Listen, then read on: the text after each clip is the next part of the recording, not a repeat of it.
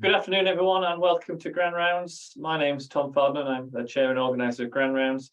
And welcome to another session. We have some recurring themes that we run as strands that run through Grand Rounds, and they revolve around sustainability and global health. Pavan has been at Grand Rounds 2, 3 or 4, maybe more times than that over the last 5 years, with regular updates about the work that he's doing with colleagues around sustainability in NHS. We've heard from national leaders in this area, local enthusiasts, and one of the great things I think is that we've seen, or at least I can see, the impact of this on a local level. So just when those green bins appeared last year, that was the culmination of a lot of work from Pavan and colleagues to make that happen. And now, and we talked about that at the previous Grand Rounds. Pavan's here to talk about the update in the plastic recycling trial. He's got colleagues here to speak with him. We're going to hear about how things have gone, how things are going, what the future plans are. And there's an opportunity to talk about some of the other sustainability projects which are important on a national basis. Things like what we've talked about before with the inhaler sustainability products, the anesthetic gases, etc. So usual Zoom type rules: mute your microphone unless you're speaking. If you've got a question, please put it in the chat along the side and we'll get to those. And at the end, there will be time for questions. You can put your hand up and speak, turn your camera on, etc. So thank you very much, Pavan, or whoever it is who's starting, and looking forward to your talk. Brilliant. Well, thank you, everybody. I think it's me, isn't it, Pavan? Do you want me to? Yeah, you're just nodding. That's right. Thanks, Wendy. You crack on and they'll join Brilliant. you. Could you move out? I'm going to do my next slide bit. I'm going to do my Professor Whitty bit. So next slide, please.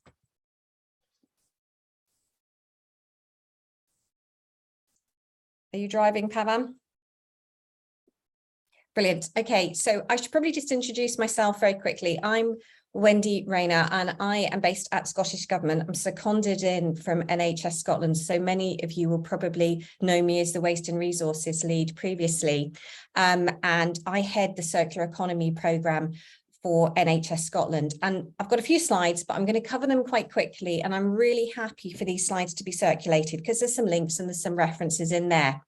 What I wanted to point out really early on, and extra marks to anybody, by the way, that recognises that hospital, that's our first net zero hospital in Scotland, so to outline the role of the circular economy in that kind of wider sustainability piece and the aims that we have overall for NHS Scotland. So if I move over to the next slide, please, Pavan. Okay, in terms of dates and documents, this is really just a summary of where we are. And if you use that link below, it will take you to our strategy. And our strategy is incredibly comprehensive. But the main thing that I wanted to point out is those two, if you like, red circled areas. The first that is a net zero date of 2040, and that's for what they call the Scope 1 and the Scope 2 emissions. So that's the emissions that are associated with the things that we control.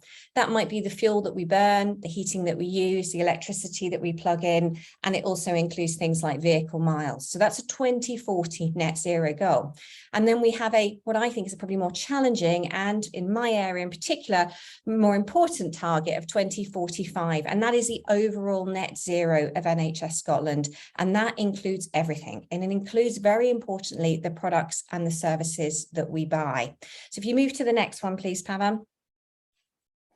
Now, the circular economy is absolutely core to net zero, and a lot of people get not confused with the term. And I think actually there was a survey that was done fairly recently by the Chartered Institute of Waste Management showing that 9 out of 10 professionals, even in the waste and resource sector, were not fully aware of what the term circular economy means. So very quick whistle-stop tour. First of all, though, we'll try and put the scale, if you like, and scope of carbon emissions associated with the products and the services that we buy into some perspective. So that pie chart that you can see on the screen, predominantly in blue and green, actually comes from NHS England, but the Scottish footprint would be broadly similar.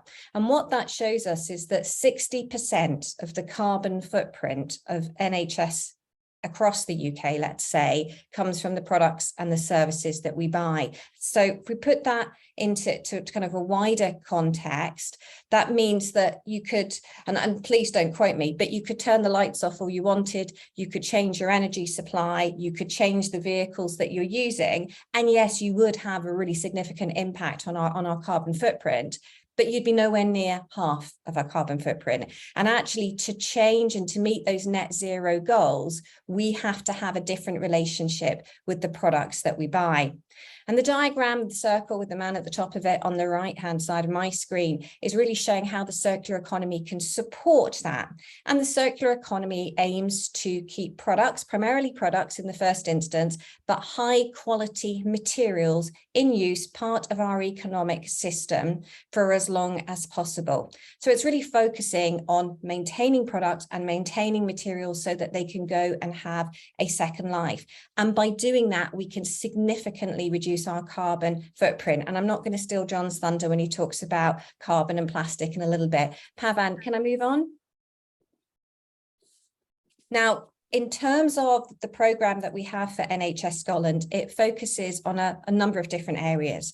And as you can imagine, I do a lot of work with national procurement, looking at the products and the services that we buy and how we might increase that circularity of those. And there will be a transition to increasing circularity and improving the amount, for example, of reuse and remanufacture.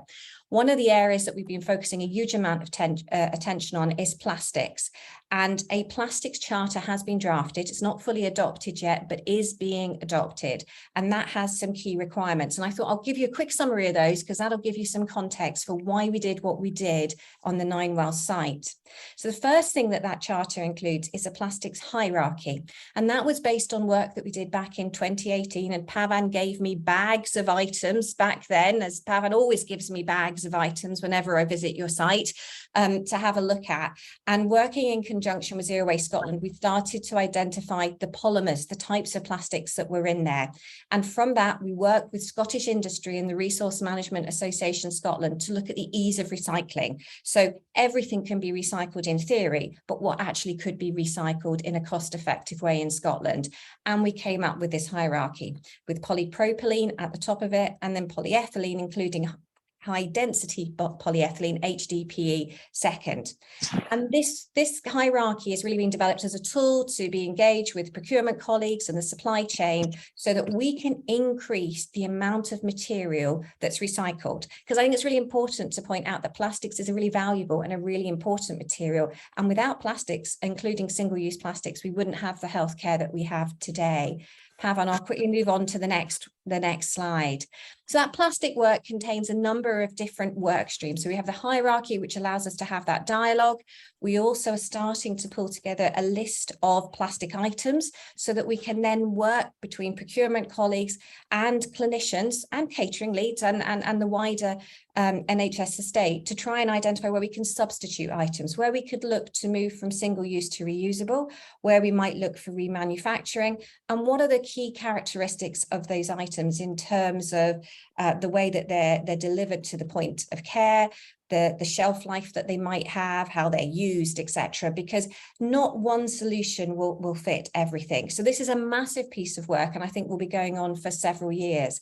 And if I move to the next slide, which is my last one before I hand on to the more exciting bits about the survey, as well as looking at plastics and looking at what we've got, if that makes sense, we're also using the charter to support NHS Scotland meet the wider aims of the UK Plastics Act. So that is really thinking about the types of materials that we're using, looking at a big focus on packaging and having recycled content, as well as ensuring a 70% recycling target. And I think the results that you'll see today will show that we're probably in excess of that. And one final point is what I don't want you to go away and think is, well, it's okay, we're just looking at the products which aren't clinical waste. So I've got my beautiful orange bag there.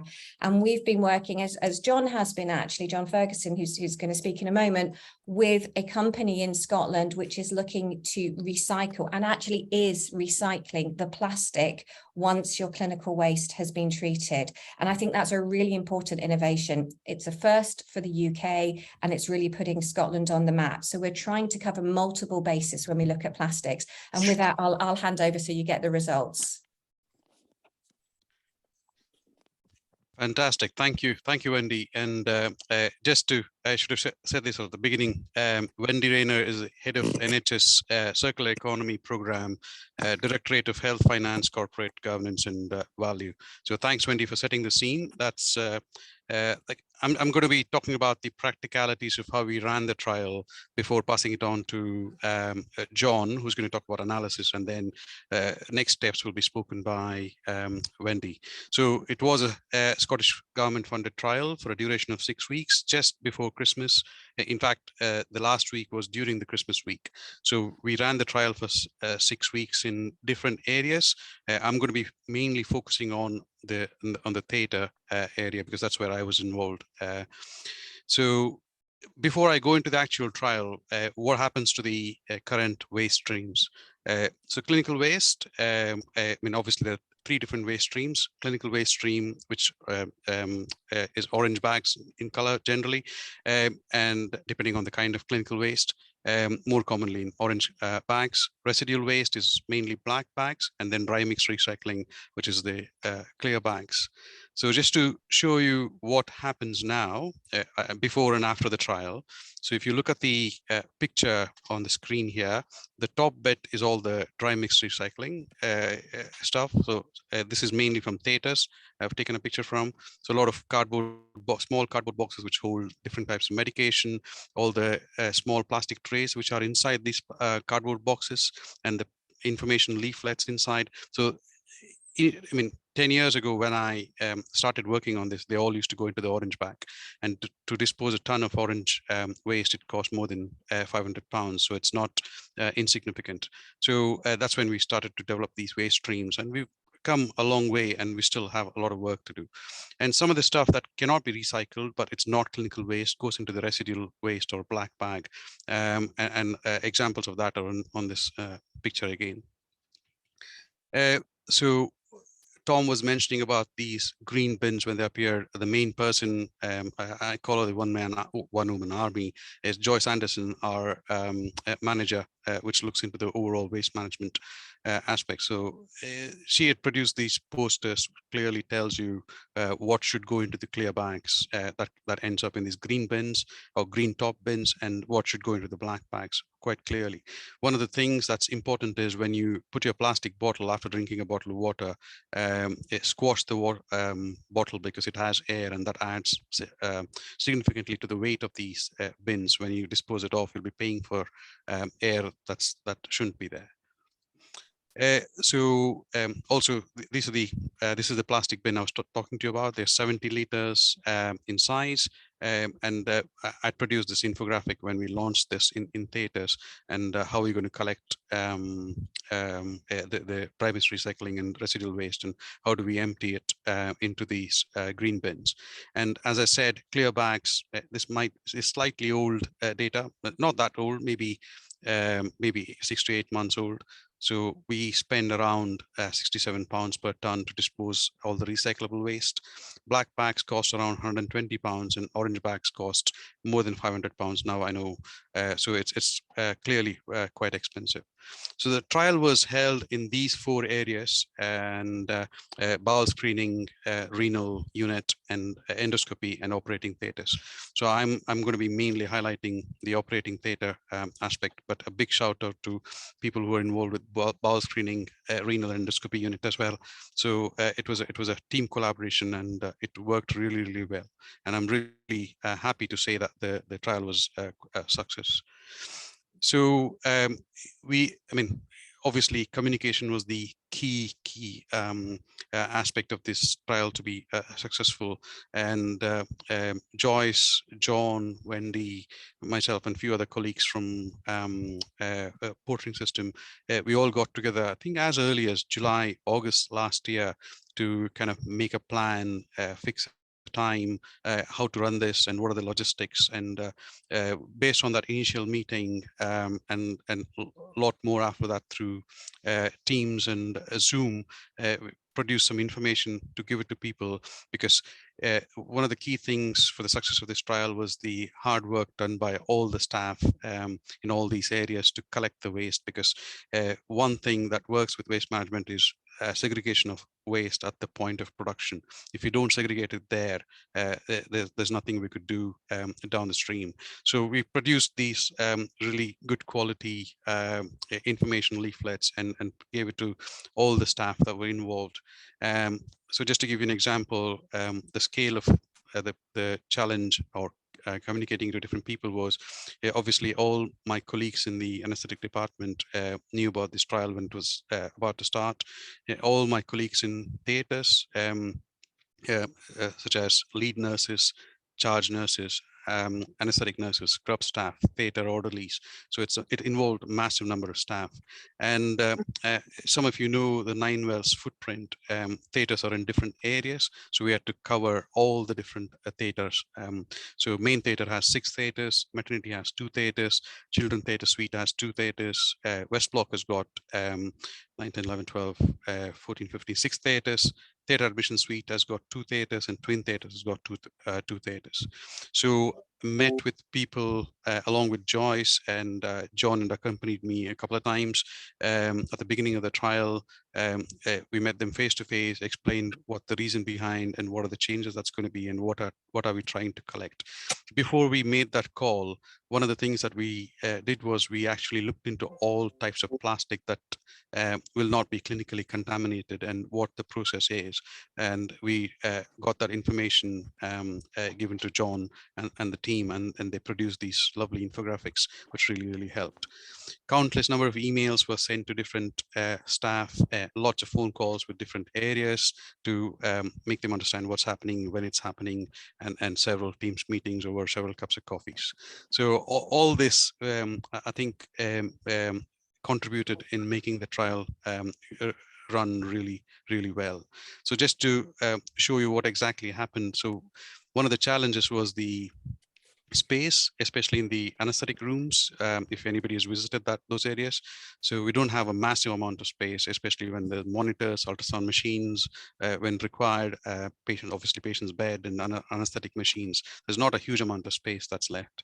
So we had to kind of figure out a way how to collect this plastic, specific plastic waste. And as you can see in the picture, it wasn't too difficult.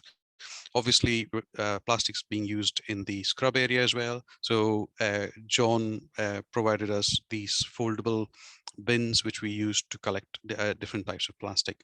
And I have to say, initially, I was a little apprehensive how the outcome is going to be, but the staff in theater areas, I think they were brilliant, and they collected so much. I think we collected over 1,000 bags. Some of them were underfilled, but it was a phenomenal amount of plastic we collected over 6 weeks. And all these green bags were finally emptied into these green wheelie bins. And a big shout out to Brandon, one of the porters who was involved in this trial. I think that was one of the crucial things that Wendy and Joyce managed to get funding for this person. So he pretty much single-handedly looked into collecting all this waste from different theater areas and all the other areas I already mentioned, and took it to a specific area to empty into this massive skip. And you can see the progress of collecting waste and how it was wheeled into this massive skip, which was collected by John's company for further analysis. So obviously, massive thanks to theatre staff, especially Sarah Wardlaw, who's my go-to person for any sort of sustainability related work, and she's been massively helpful. Senior charge nurses in theatres, anesthetic nursing team, including all our senior charge nurses, lead nurses, Scott Murray and Jennifer Clark, a whole anesthetic department and my colleagues, and like I said, portering team, Brandon and Paul. This was the kind of core team that was involved, obviously, along with the support of Wendy, John, and Joyce. So now I'll pass it on to John. He's going to be talking about more interesting part, which is analysis of all this plastic that we collected. So John Ferguson is the head of strategy in Bin Eco Group, and has been instrumental in analyzing this, and he's going to give us more information. Thank you, John. Can you come in? Thank you very much, Pavan. Thank you, Wendy. Thank you, Tom, and everybody else who's given up time to listen to us today. It was a very exciting venture to be involved in, because it's a transformational change in approach. of how we deal with plastics. And I just have to say, one of the most important reasons we do this is there is value in plastics, but if we do not recover it, it will be incinerated. And it's a massive net non-biogenic carbon impact when we do incinerate it, because we're moving in 2025 away from landfill. And one of my missions in life is to say, as we make that transition away from landfill, which is a good thing, we don't end up to our necks in emitted carbon from plastic. So I was very, very, very keen to be involved in this. Next slide, please.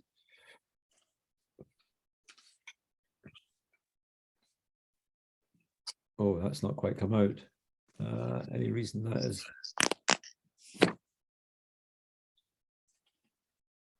Okay, I don't think it matters too much. All of the information will be in the report. I've got the final draft report. I'm just going through some of the valuations and some of the recommendations. And then I'll be discussing it with Wendy, and when we're happy, we'll be signing it off. But it will contain, pictures, and there's two good examples of, I think it's theatres and probably bowel screening. Anyway, there was 4 clinical areas, and each one had a poster specific to the kinds of plastics it used. Those were identified by studying the stores and speaking to the clinical staff and giving pictorial representations, including things that can turn up commonly, like a water bottle, which is ubiquitous. But each of the clinical areas had different types of plastics, different forms of plastics. We wanted to just help the clinical staff identify them by saying, these are the plastics you use. In the middle there, you've got the journey really from the kind of local station, a very simple, lightweight bag collector, very low cost for a trial purpose, but we'll redesign that. Then it went to the bigger bins, and then it went out to the final collection point. And we learned lessons from that whole process that will improve it in the future. Next slide, please. Okay, in terms of major polymer groupings, it was quite obvious when we were studying what was going to be arising, what was being used, that we would have a lot of film. Most of that would be low density polyethylene, but there are other film types. There are also some quite complex films which are laminated. For example, the IV bags, give bags, often have laminate for product protection, and that's a different type of challenge because you've not got one type, you might have 2 or 3 different types of plastic there. There's a lot of large rigid high density polyethylene. Perhaps less large rigid polypropylene than Wendy expected, certainly.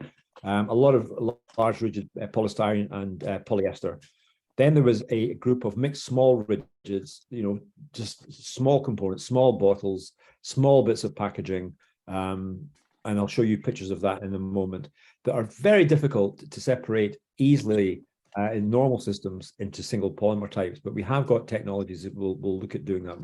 And then we had groups of mixed polymer components, which might be tubes and regulators and fittings and hangers and so on, where you might have 2, maybe 3, even up to 4 types of plastics in one product. So we separated that differently because we'll have to deal with that differently. And then there was the non-plastic waste, and I will say this about the trial: I was astonished at how little contamination there was, which meant that the trial concept was well understood and well accepted. People respected what it was about, and I think they did a tremendous job. Next slide, please. Okay, so main groupings on the top left, working right, you've got film. Now, these are the piles, and we analyzed theatres and the other 3 clinical areas separately. So what you're seeing there is in some cases half, in some cases just a fraction of what was collected. And I'll show you how much total plastic that was in a moment. It doesn't sound that impressive, but when you see it, it is really quite impressive. So going top left to right, mixed films. Then you've got on the second, you've got the high density polyethylene. That's most of the bottles. There were some polypropylene bottles in there. There were some polyester bottles in there also. Then on the third from the left, you've got all of the small rigid plastics. And a lot of that were the test trays from the bowel screening laboratories. We would be able to separate those. That was a polystyrene group, and that would give a good mechanical separated recycling. Then the fourth from the left is the mixed components. And you can see just that, you've got tubes and you've got fittings and various other things that can all be different plastics. You cannot trust that will ever be one group of plastics. You have to deal with that separately. Coming down to the second tier, you've got polyester, PET on the left, and then the blue pile is mixed polypropylene, And then third from the left is the polystyrene. And then the very last picture was a picture I did that will be in the main report, which was kind of a little bit of one of everything, I called it, so that you could see the vast array of component types and structures and forms and different plastics in the overall mix. Next slide, please. We also describe for each of those groups of plastics what the route to value is. Is it mechanical recycling? Could some of it go into chemical depolymerization, chemicals back into refining processes, making different things at the chemical end? Could some of these materials, if they're really difficult to separate, go straight into product where you get mixed plastic components that go into building products, for example? So we've looked at all of those things because the real objective here is to create viable markets and viable value so that the materials are converted into something useful. And that way we guarantee the carbon savings. Now this slide, and I'm not showing any more results. In the final report, there's a lot of tables of the different polymer breakdowns, but this just shows two things. In terms of value, the valuation came out with 531 kilograms in that 6 weeks was collected. Now, I'm going back and speaking to Tim on this, Wendy, because there's actually almost 800 kilograms of plastic, and there's a couple of groupings he wasn't sure what to do with, and I can explain that, and we'll value that as well.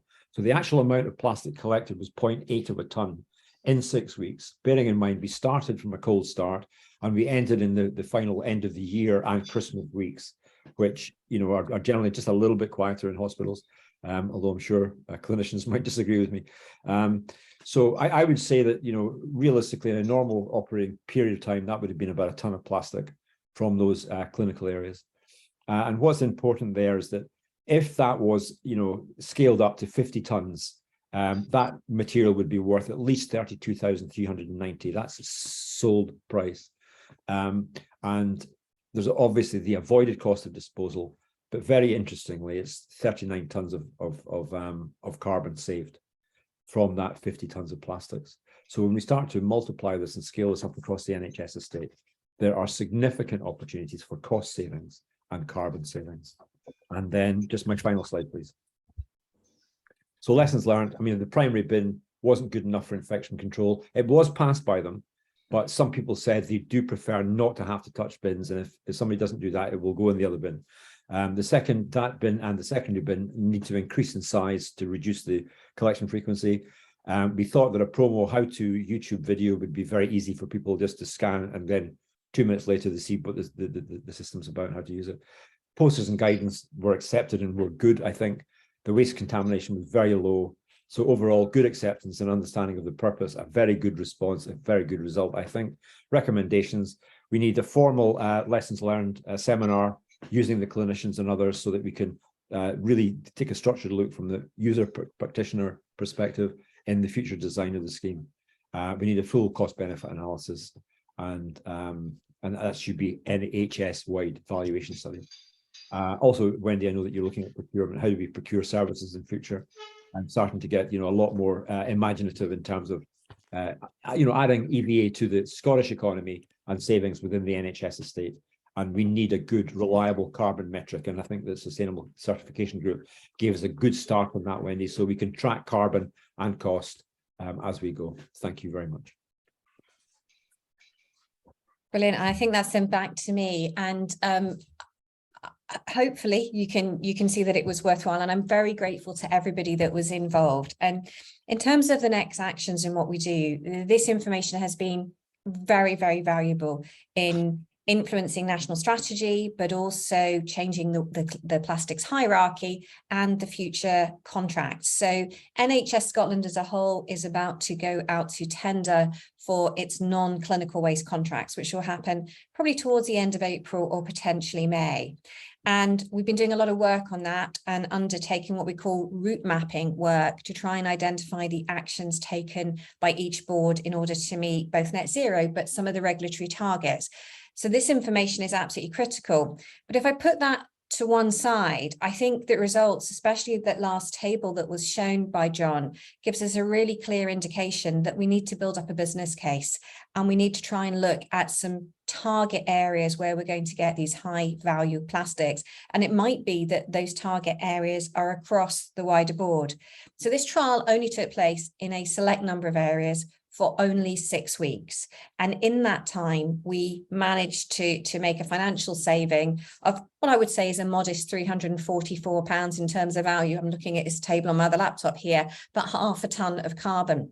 If we were to roll that out wider across the NHS Tayside estate, which accounts for circa 10% of NHS Scotland, and then you start to ramp it up, you get to see real value in terms of economic value, but hidden behind that are also real value in terms of jobs in Scotland and skilled jobs in Scotland. And I think that's really important to point out. And so a lot of the work that we'll be doing is to try and identify how we then ramp this up and roll this out. And I got the impression, Pavan, you can jump in and correct me, but when I went to the meeting at the end of the 6-week trial, those that were involved were quite annoyed that we were taking it away, apart from anything else. So my only reassurance is that, see, when we're building up this business case, we're going to do it as quickly as possible, and we will make sure that you get it back in Tayside as soon as you can. So I think it's probably all from me, but really thank you to everybody that's involved, and particularly the clinicians, because without that, we just wouldn't be able to run these sorts of projects. Thank you, Wendy. Yes, you're absolutely right. I'm still I still hear about it when I work in theatres. Why did we take away the green bags? Why can't we just keep it forever? So hopefully it'll come back, as you say.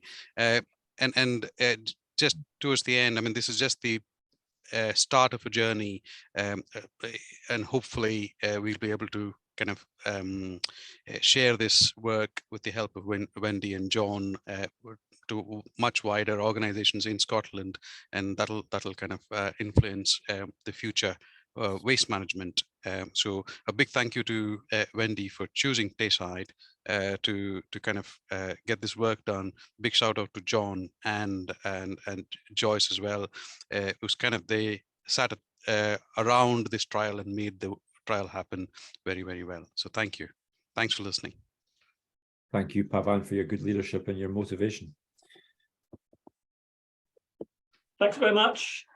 Really interesting stuff. And I can see why people, you know, in theatres, you were describing, saying, where's all this gone? Bring it back. It was working so well. How we don't have the same opportunities.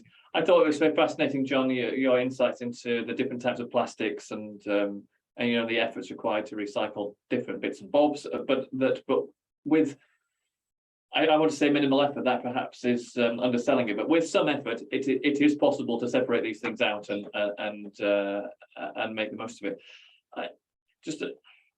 You know, in terms of just recycling generally at home, we recycle. I suspect everyone in this audience recycles everything, don't they? It's part of life now. You have a blue bin and you fill that up and you do your recycling. Yet for so long we've been in our working lives just tossing away all these reusable things. So this is great work, and grateful for your efforts. Does anybody in the audience have any questions or comments? We've got people from all sorts of areas here, from primary and secondary care and a wide range of different specialties. Anyone have anything they'd like to add?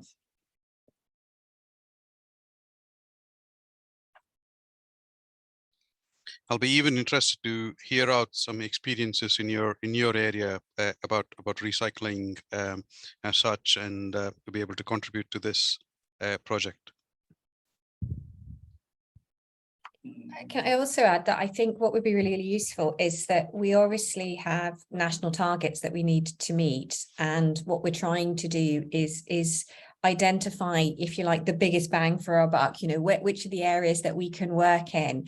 But if you feel that we're not touching areas, if you think that we're missing things, then it would be really important to get that feedback. If this was really difficult for you, even though we're saying how great it was, we would really like to know so that we can design things differently, because those comments are really, really valuable. And if it wasn't for Pavan and the strange array of medical things that I seem to have in my spare room these days that he hands me, then we wouldn't have started this project. So if you have an idea, you know, just please get in contact. And I'm very happy to put my email address in the text, and you'll know Pavan, and Pavan definitely knows how to get hold of me. From my point of view, the biggest thing that's missing from a respiratory point of view, I'm a respiratory physician, is in inhaler recycling. and this is a big topic, and I've been involved in some work with Scottish Government to redo the prescribing guidance in respiratory medicine. Yeah. And one of the big unknowns is what do we do about recycling? There are sporadic areas in the UK who are managing it, and Leicester is perhaps the paragon of this, that they've won prizes for their inhaler recycling. They send out jiffy bags, and people put their inhalers in, sent back, and they go to a centre and they're recycled, and that's worked really well. It's not as straightforward as that. The tub of inhalers I have in my office here shows the variety of different plastics that are used, and although we're encouraged to move away from, he says, trying to find the inhaler we're moving away from, this sort of thing, which has a very high carbon footprint, actually is very easy to recycle, because that's one form of plastic and this goes somewhere else. Whereas something like this, which has a very low carbon footprint, has about 7 different plastics in it, and they're all embedded together, and they're very hard to recycle, to pull those all apart. So it's not straightforward, but I don't think we have a Scotland-wide strategy for this in terms of how we can enable people to recycle their inhalers, because people, if they want to or they don't have the option. You can't put them into household recycling. John, I'm sure you have some thoughts on that. I do, Tom. I mean, the thing about plastics recycling is the traditional thing has been mechanical recycling. So you've got a single type of, you maybe have some mixed polymers. There's various techniques that will separate them, like near infrared polymer identification, and you get into a single stream and then you granulate, and that's the traditional recycling route. That is really evolving into a much more technically capable way of saying sometimes it's too difficult to separate these polymers, so why don't you take them back to the chemical constituents? And we had a company up in Scotland on Tuesday actually that have a hydrothermal supercritical depolymerization technology, which is the evolving clean technology. You know, the standard way of doing this for a long period of time has been pyrolysis. This is a step beyond pyrolysis in effectiveness, in the flexibility of the polymer complexity it can deal with, and in terms of the quality and the purity of the outputs. So our view is we're trying to attract this particular company to Scotland as a strategic investment, and that would give us an enormous flexibility to put a range of complex mixes of plastics into a value chain. And Wendy, the RMAS are increasingly across sectors taking challenges like this. And you know, I'd love to come back to Tom at some point and say, let's have a wee meeting, show us the range of components that you're dealing with. We'll take that away and we'll come back with a strategy for that. I think that would be absolutely excellent. And Wendy, I know Emily Kennedy well. We've worked together on prescribing things, and I know she's quite passionate about this. But the complexities are significant. If nothing else, those electric devices have bits of metal in them as well. So, but it's very encouraging to hear that there is advances in blasting this down to its molecular components. And so that's I don't know what you said, hypercritical, something else. Sounded very, very, very technical, but that's brilliant. And if you are interested in that, then please come back to me. I can certainly go through what the devices are, and we can look at the components. Hazel has said in the chat, just to feedback, that we had the bins in our area. Not sure what area that was, but they were so flimsy. Will the bins be of better quality, as the presumably bin bags are quite heavy? Yes, in one word, absolutely. It's one of the recommendations. They were flimsy because we didn't have a lot of money for the trial, and it was an immediate. Even as we were putting it in, I thought we'll have to come back and deal with this. But Pavan did say they were easy to use, but too flimsy.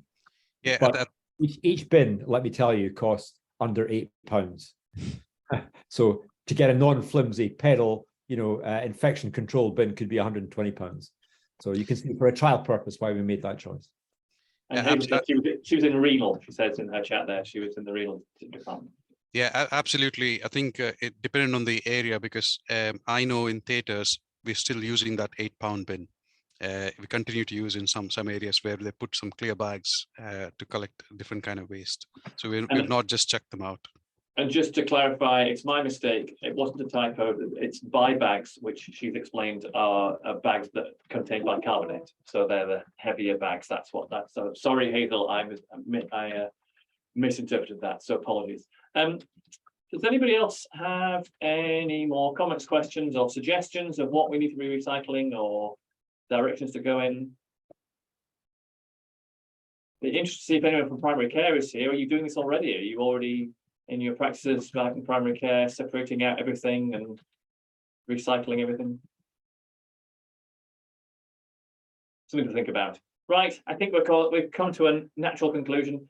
Thank you to our three speakers. Thank you, Pavan, for pushing ahead with this. I think this is it's really nice to have you back on a regular basis to update on these things and see the developments and see how we push forward and the eradication of desflurane from anaesthetic theatres, etc. Next week there's a break. I'm on holiday, and so we're going to have a break for a week for Easter, and then we come back the following week, and I'll email out what the next talk is.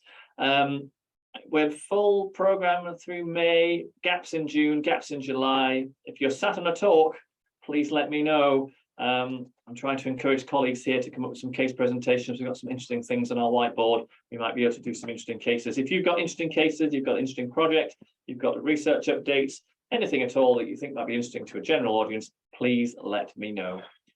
Enjoy your weekend, and I'll see you in a fortnight. Thank you, Tom. There's one quick question here just up here. Damien Leith just asked, can we put plastic biro pens in with the ink bit removed? Yeah, John puts his thumb up. So that will be the answer when we have the specific plastic recycling happening in Tayside, hopefully soon. So yeah, thanks again, Tom, for the opportunity, and a big thank you to Wendy and John as well for giving away their busy time during the day. And I look forward to more work in future. Thank you. And just before we go, I've just reminded myself that this is the QR code that you can scan with your phone or device, etc., to go and get to register that you've been here at Grand Rounds or you've watched it on YouTube, and you get a certificate that's emailed to you within minutes, and you go on our database as having attended Grand Rounds. That helps us know what is interesting, what is well attended, what people like, and what to do more of. So there's the QR code, scan that away, and this time we're definitely going. All right, bye everyone.